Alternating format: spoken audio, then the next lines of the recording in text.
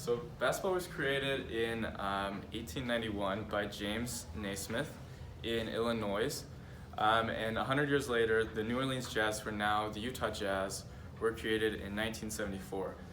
So the Utah Jazz are my favorite basketball team. They have a lot of influence in my life. A lot of my best memories with my grandpa has been watching Utah Jazz games. So they've just been a lot of my memories and a lot of my good times have been with Utah Jazz. So the Utah Jazz have gone through many changes throughout their rich history, from the early years to the glory days and now to the hopes of the present.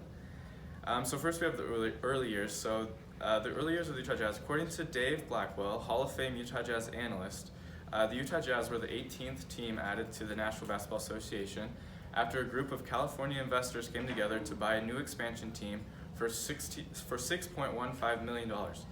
The name Jazz was chosen because of the rich jazz music history in New Orleans. And the purple, gold, and green colors, which are still used today, were to pay tribute to the annual Mardi Gras festival in New Orleans. So when the Jazz were first a team in New Orleans, they struggled a lot and they didn't win very many games for their first few seasons. In 1979, they even drafted a woman, and the NBA is mostly just for men, but they decided to try the opposite gender, see if they could help out. So that she's one of the only women to ever be drafted into the NBA. So after moving to Utah from New Orleans, the Jazz had their glory days. So the National Basketball Association website writes on the New Orleans Jazz moved to Utah. The website writes that after the 1978-79 season, the Jazz ownership decided to move the team to Utah. Without Utah having any history in jazz music, the team still decided to keep the name and the Mardi Gras color scheme. Utah, a small market for an NBA team, seemed to be a poor landing spot for the team, but after many years flourishing in Utah, the people of Utah have shown that they love their Jazz. So the sports team history writes, the Jazz were one of the least successful teams in the league in their early years. Although 10 seasons elapsed before the Jazz qualified for their first playoff appearance in 1984, they did not miss the playoffs again until 2004. During the late 1980s, John Stockton and Karl Malone arose as the franchise players for the team and formed one of the most famed point guard power forward duos in NBA history. So when John Stockton and Karl Malone played, the Jazz were at their peak. They made 2 conference championships during that time and ran into Michael Jordan, who's considered the best basketball player of all time. Both times Michael Jordan carried his team over the Jazz. And today, the Jazz, those 2 players are still really prominent. Karl Malone is 3rd all time in points scored in the NBA, and John Stockton is 1st in assists and 1st in steals.